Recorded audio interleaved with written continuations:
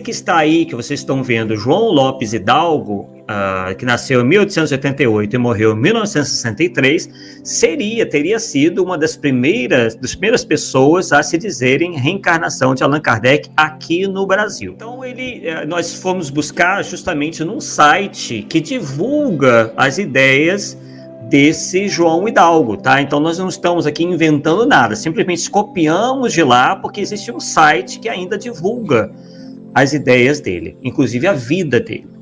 Então, diz lá que em 1887, Joana, que foi sua mãe, né, no tempo da gravidez desse João, ouviu uma música do Exército dos Céus, isso que está escrito lá, que veio visitar o Consolador em seus primeiros dias de vida, ainda no seio materno.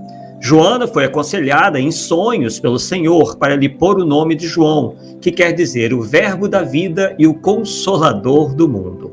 Então perceba que essas pessoas procuram, vocês vão ver isso ao longo aí do programa, sempre procuram estabelecer uma semelhança com Jesus, né? Ou uma proximidade para com ele. Isso é muito comum, mesmo que a pessoa se diga reencarnação de Allan Kardec ou reencarnação de algum líder religioso importante, ou mesmo da filosofia, eles procuram sempre atrelar com Jesus e até mesmo contando histórias muito próximas ao que se sabe sobre Jesus. Em 1921, consta lá que foi aconselhado pelo Espírito Santo a ir para o Brasil, já que ele não era nascido no Brasil, ele é espanhol, pois o Espírito do Senhor lhe disse em sonhos: como ficas perturbado pelo pouco dinheiro que tens para as passagens, vá para o Brasil, que é teu lugar, e te levam de graça, e ali tenho que fazer de ti uma grande nação, e serás a pedra angular das nações, povos e línguas. João nada compreendeu no momento do que o Espírito do Senhor lhe disse. Então ele dizia receber mensagens diretamente de Jesus de Nazaré. E aí o João vem para o Brasil, trazendo com ele Helena, sua esposa, seus 2 filhos, seus pais e suas irmãs, e vem para o estado de São Paulo, linha noroeste em Penápolis, à procura de um tio, casado com uma irmã de legítima geração de sua mãe, e em Penápolis residiram quase 2 anos. José também vem da Argentina a Penápolis. Bem, é o que consta lá. Então vamos lá. Em 1922, por orientações divinas, ele diz que ele mudou-se para o bairro rural de Duas Barras, município de Birigui, em São Paulo. No Brasil, João e Helena tiveram mais 2 filhos e 3 filhas, Maria, Rosária, Aurora, Tomás e Adão.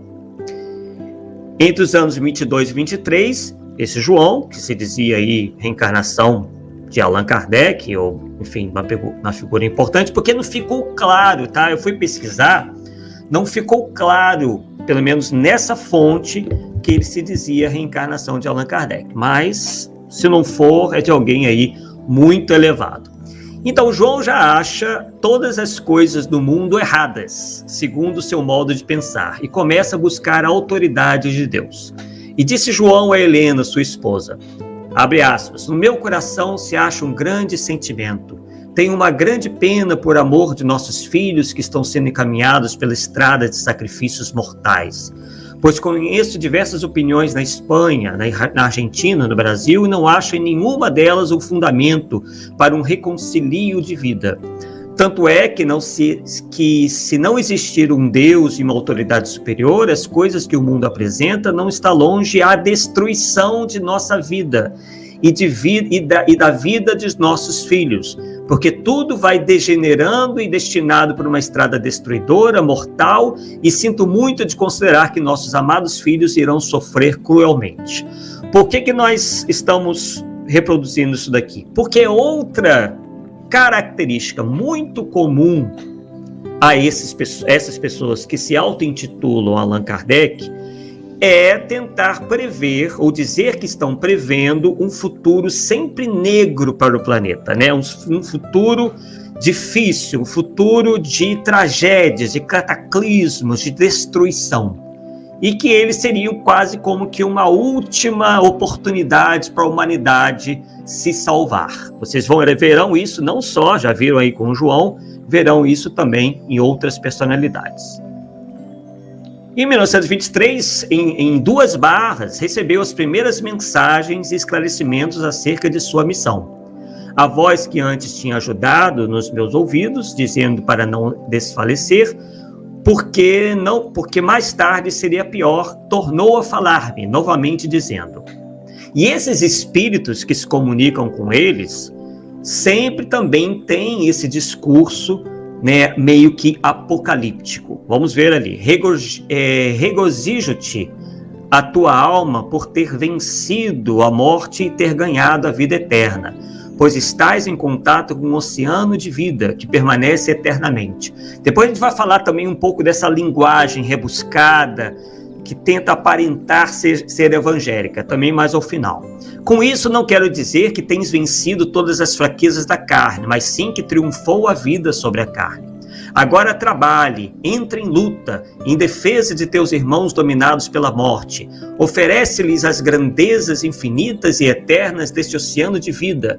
Não te canses, lute até que a vida triunfe neste mundo sobre todos os teus irmãos, nações e línguas. Então, sempre procurando incutir na cabeça do médium que ele tem uma grande missão, que ele é verdadeiramente um missionário que vem salvar a humanidade. Então vocês verão aí que há muita semelhança entre eles. A maioria, né? Não são todos. Vamos lá. Em 1925, né, que segundo o site lá deles é um ano a confirmar, por ordem e orientações de Nosso Senhor Jesus Cristo, humano consolador. Então ele nesse momento, ele já não passa a ser mais conhecido como João, mas sim como humano consolador. Realizou uma viagem missionária, ficando 40 dias viajando, tentando mais ou menos atrelar com o tempo que Jesus ficou no deserto, né? Onde se encontrou com líder espírita para falar sobre a missão que estava recebendo, bem como, nesse período, pregou o evangelho e curou muitas pessoas, será mesmo? Em diversas cidades. É o que a gente sempre diz, o papel aceita tudo. As provas, geralmente, não aparecem. Após 40 dias, voltou para sua casa sem nada faltar para ele durante a viagem, nem para sua família. Deus deu em acréscimo de todo o necessário, até muita saúde. Então é quase como uma multiplicação dos recursos, né? Porque ele saiu, dá a entender que saiu sem recursos, ficou 40 dias e nada lhe faltou. Em 1926, João Lopes Hidalgo, né, no dia 10 de julho de 1926, estando na roça do seu tio, capinando café, do qual era colono, neste dia estava sentado numa madeira, uma tora de árvore, descansando quando uma influência muito agradável o envolveu. Ele, impressionado, sem saber o que se passava, dava graças a Deus, quando a sua voz interna lhe falou: João, vós tendes uma grande missão a cumprir neste mundo. Portanto, não te podes desobrigar e de agora em diante carrega contigo lápis e papel, pois receberás de uma voz amiga espiritual revelações, mensagens e instruções sobre o teu trabalho missionário nesta existência. Guardem bem isso, pessoal. Isso tudo aí vocês vão ver que vão se repetir mais adiante com outras pessoas. Então a estratégia dessa espiritualidade inferior, quando ela efetivamente existe, né? Porque às vezes a pessoa se passa por médium, mas quando essa espiritualidade inferior se aproxima, ele geralmente tem exatamente esse mesmo discurso aí. João respondeu: Senhor, sou pobre e analfabeto, como poderei cumprir uma missão tão pequena e ignorante como eu sou? A voz respondeu: por isso não desanimes, Deus quer almas às suas ordens que realizem as suas vontades, pois Ele mesmo tem muita coisa para dar e pode suprir toda deficiência de seus filhos, pois tudo quanto precisas para cumprir esta grande missão, o Pai amantíssimo porá em tuas mãos, a tua ordem. Não duvides de minhas palavras, Esses espíritos enganadores geralmente pedem isso: não duvides, não julgueis. Eles pedem sempre que nós baixemos a guarda em relação ao nosso senso crítico. Pois quem assim te ordena, dar-te-á sabedoria para escreveres claramente tudo quanto te seja revelado, e todos compreenderão que escreveres. João sabia ler e escrever em português muito mal, e em espanhol também muito mal. Então ele era semi-analfabeto, né? Até mesmo na sua língua nativa. Nunca teve professor. O que soube veio por uma mão misteriosa. Isso está lá no site dele, né? 1930, Humano Consolador, por orientações espirituais de Nosso Senhor Jesus Cristo, conheceu Francisco Salmerón Lopes, o Paco, o qual morava no bairro Goulart, bairro este vizinho de Duas Barras. Paco foi um dos principais colaboradores de Humano Consolador em sua missão, inclusive por ordem divina. Foi denominado como a testemunha do terceiro revelador. É muito comum, né, aparecerem pessoas que vão reconhecer, né, que essa pessoa é a reencarnação de alguém importante e vão, né, dar todo o apoio. Isso é bem comum. Inclusive, recebeu revelações de Nosso Senhor Jesus Cristo para compor o último livro da profecia natural mediante humano, cujo livro foi intitulado de Uma Testemunha. Em 1932, João morava na cidade de Birigui, pois por orientação divina, mudou-se para a cidade. Quer dizer, os espíritos mandavam ele para lá e para cá, né? Por um período, mesmo continuando trabalhando na roça no bairro rural de Duas Barras. Novamente, a voz divina lhe disse: irmão, vá para as Duas Barras sem demora. Naquele lugar o Senhor precisa de ti, pois ainda tens que escrever uma obra inspirada pelo Senhor, que conterá o regime, as leis e os costumes que regerão na nova vida. Então vejam, né, que infelizmente são pessoas que muito crédulas que são, a gente pode ver ali que é uma pessoa com pouca instrução, então acaba sendo joguete na mão desses espíritos mistificadores, né? Vai para cá, vai para lá, escreve isso, escreve aquilo, né? É terrível. Por ser esta obra do Senhor Jesus transmitindo ao mundo por intermédio de ti, tu serás o terceiro revelador. O teu nome espiritual será Consolador Humano e o meu nome será Júpiter Radiante. As Duas Barras será uma terra santificada pelo Senhor, por ser a terra em que serão reveladas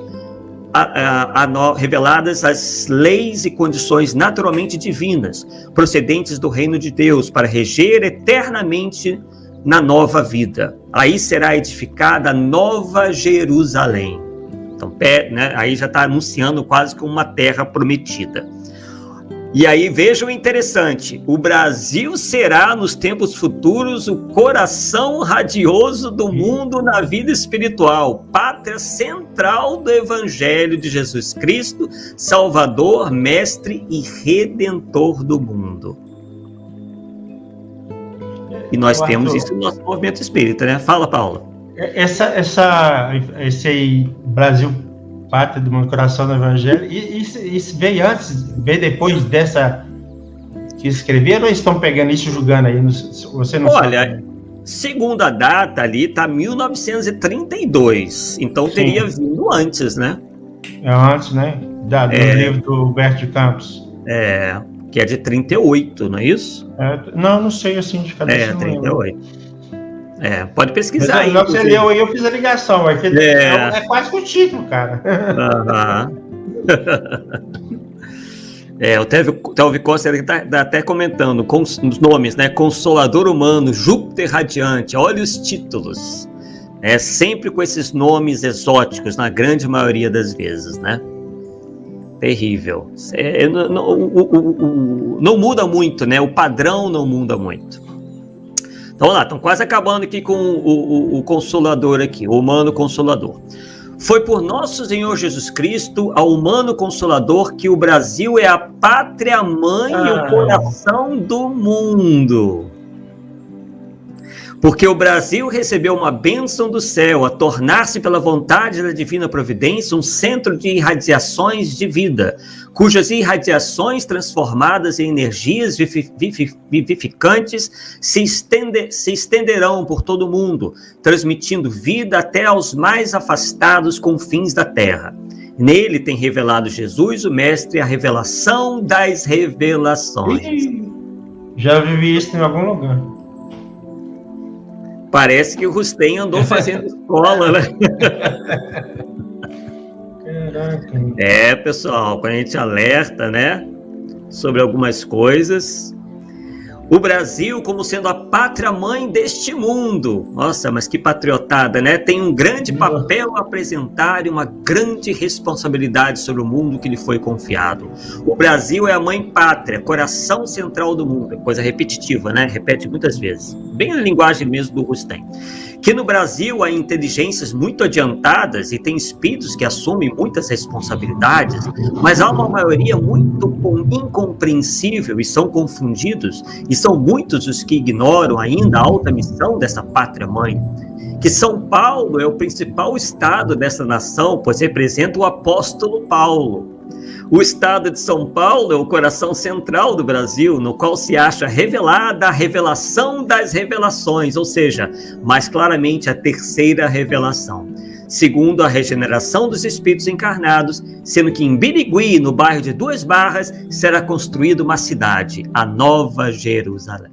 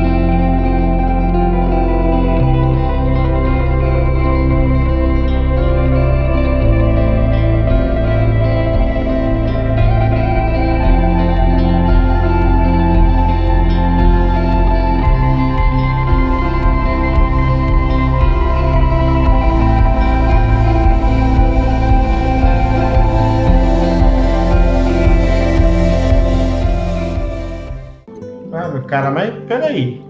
Se considera Kardec a terceira revelação, que terceira revelação é essa que ele está trazendo aí? Não estou entendendo, não. Também não consegui entender.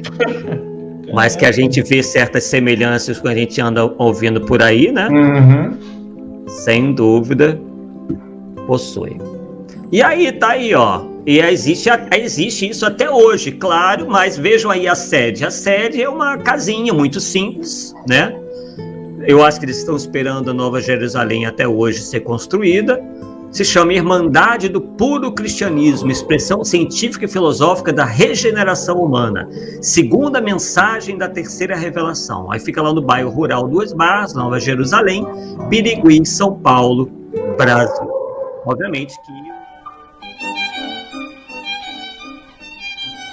Quarta-feira, dia 14 de março de 1973.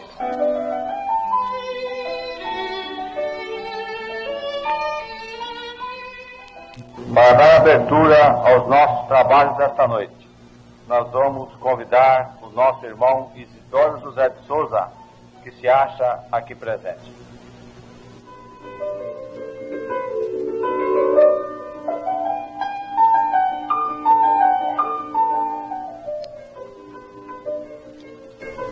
Amados irmãos e irmãs,